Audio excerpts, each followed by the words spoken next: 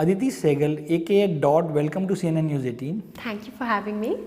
Dot, you have recently released a compilation of your original songs, and the EP is titled Practice Room. Which songs are part of this EP, and what prompted this idea to release it now? So, Practice Rooms is a compilation of songs that I had written in 2017, back when I was in Wales studying music. So, I was in Bangor University, and I used to go into these practice rooms where there used to be like a piano or something. And I would compose the songs and then I would upload them on YouTube.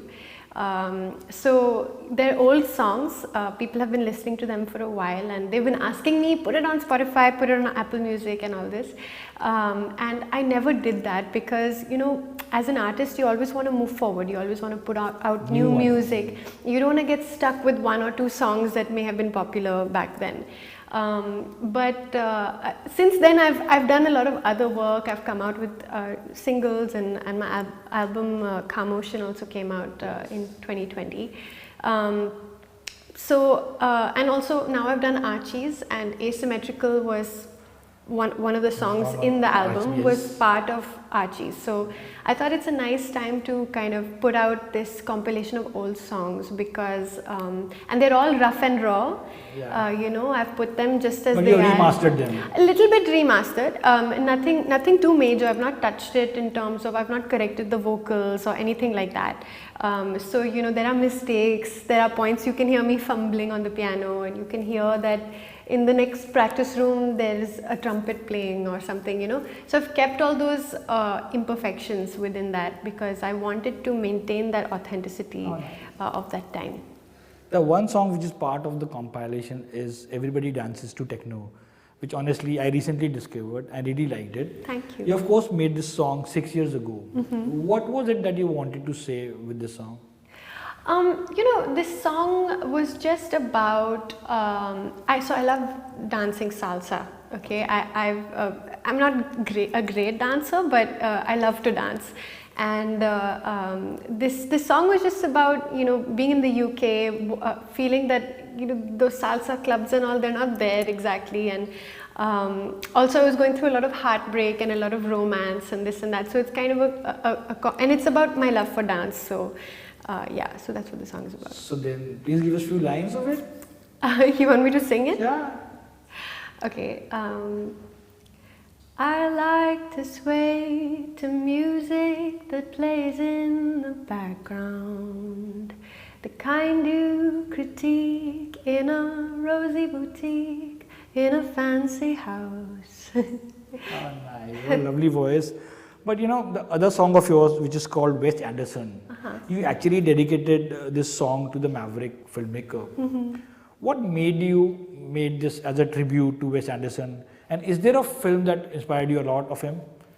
So the song is not exactly a tribute. I do love Wes Anderson's films, but I think I was kind of a naive kid back then, and I thought it was quite cool to, you know, name a song after a filmmaker.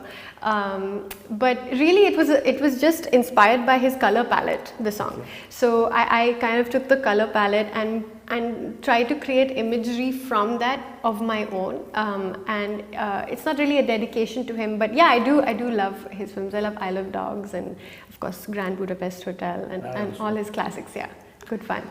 You're also working on a new album. Yeah. What can we expect? And when are you going to release that? A new album? Yeah. So Practice Rooms is coming out on the 20th of December. So that's all those songs I mentioned. But then other than that, I do have some newer works coming out, which haven't been disclosed yet. So I can't say too much about it. But yeah, I think my music is evolving and is changing. So you can expect some, like a different production quality to it. I guess that's all I'll say for now. Awesome. Yeah. First, congratulations for the success of Archies. Thank you. You really had a dream debut in Bollywood, from an indie singer to be in a film directed by Zoya Akhtar. Yeah. You know, everyone is praising about the film. What kind of feedback that you have got? Yeah, I think people have really enjoyed it, and you know, it's a light film. It's a joyous film, and I think the whole point of it, what Zoya often says, is that, you know, there's so much darkness in the world right now. and we need a little bit of lightness and fun, and youth. So that's kind of what the Archies represents for a lot of people. It's just something cozy, you know. In regards to my character, I think people have related to her spunk and her quirkiness. So yeah, it's been lovely to receive. I really like that salon scene where you say I'm going back. But you know, music is very good of the Archies. All tracks are very good, especially Suno and Dishum Dishum. So while singing, which song you had most fun? I would say there's two that come to mind for me personally, because obviously I didn't work on all the songs, I worked on a few of them. So Dishum Dishum was really fun because multiple reasons. Number one, I got to work with Shankar Ehsaan Loy on that song, and I voiced Betty's voice in that. So we were in the studio all together, and Javed Saab was also there, and Ankur Tiwari was there, and Zoya was there. So it was very cool to watch them, you know, communicate and speak with each other. And then I got to perform it, you know, I got to choreograph with Ganesh Hegde and the rest of the girls, Khushi and Suhana and Santana, who plays Midge, and Dia, who plays Cheryl. All the girls, we got to perform that, just us, you know, so it was a very special experience. And then the other, of course, was Dear Diaries, because, you know, that was something of that's my own. That was composed for Betty by me and in collaboration with Zoya and Ankur. So that was very special because I got to add my voice to it, my creative touch to it. Nice. Yeah. Then please give us a few lines of Dishum Dishum. Everybody, your fans really want to hear that song. Okay. Isko bhi milna, usko bhi milna, chakkar bahut hai iske, yahan bhi dhoka, wahan bhi dhoka, theek karenge hum ise. You know, today it's all about social media following, and a large social media following really amplifies a song for a singer. It's a very big thing. How much of your Instagram followers has increased ever since the first trailer of Archies was dropped? It's definitely increased for sure. Thing is, like, I view social media as a creative tool. So for me, I'm trying not to focus too much on the numbers, because yes, of course, you want your music to come out there and you want people to connect with it. Of course you do. But at the same time, you can get bogged down with that. So I try to think of social media as a creative space. So I just have fun with it and I post whatever I feel like posting, and it's very organic. Sometimes it lands, sometimes it doesn't land. So it's another outlet for me. Yeah. Now you studied at UK's Bangor University. Which form of music you studied and specialized in? So I'm a jazz nut. I love jazz, but over there I my degree was music and creative writing, so I was a double major. With the music side of it, it was my focus was composition. So my final project was, in fact, an album which is out now. It's called Khamoshin. And you know, I did study Western classical singing. So you know, along the veins of opera, but I'm not a very technical musician in terms of, you know, there are a lot better singers and better piano players out there. What I really wanted to study was songwriting, which is why I took creative writing as well as part of my degree. So yeah, it's more about writing for me. More about writing. Yeah. But you said jazz, and then what made you interested in jazz music? Oh, I've always had a soft spot for jazz. So growing up, I listened to a lot of, my parents listened to a lot of Ella Fitzgerald and Peggy Lee, Louis Armstrong, these kind of jazz greats. I used to love Fiona Apple and Norah Jones, beautiful, beautiful singers. But at the time, it was a trad jazz kind of space that I was listening to, and I got very involved in that world. But like I said, I'm not I'm not a full-fledged jazz musician. The people who do that, you know, I have friends who are, and the people who do that, they are really, they have really keen ears, which is not exactly me, but yeah. Are there Bollywood jazz songs that you also like?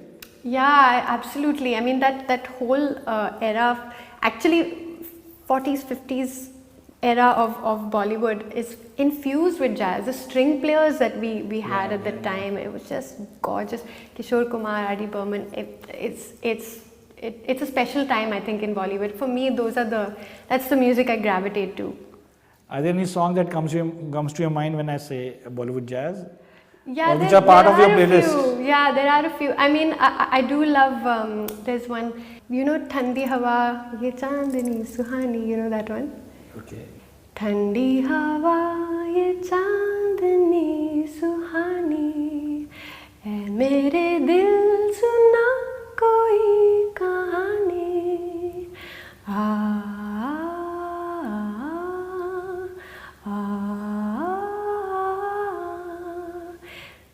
I love that song. It's one of my favorites. But you know, your father, Amit Saigal, was popularly known as Papa Rock. He, of course, founded the magazine Rock Street Journal. He really promoted rock music in India. What kind of conversation you had with your dad while growing up? See, my dad passed before I had written my first song. So, you know, so I never knew him in that capacity. I just knew him as my dad, you know, my papa. So our conversations were always about fun, silly things. You know, I never really knew him as a musician. That I've learned later, you know, from other people telling me that your dad was like this, your dad was like that, which is very special because I feel like I get to know him now. But conversations I had with him were mainly things like what do you want to eat for dinner and where should we go on holiday? It was things like that. Oh, nice. Now, is there a plan now to form a band or to perform with a band, or you wanted to like go solo as a singer? I toured with my band last year. So we had a tour called Bangalore to Bombay tour, which signifies me coming from Wales back to India. So we did that last year, and now absolutely, yeah, I'm doing a mix of different kinds of things. So I'm playing at Spoken Fest in February as a solo with the piano.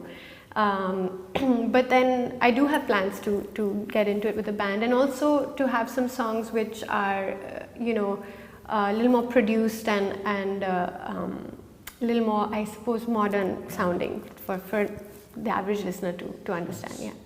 No, so how, as you are discovering this new stardom, how comfortable are you with fans coming to you and asking for selfies?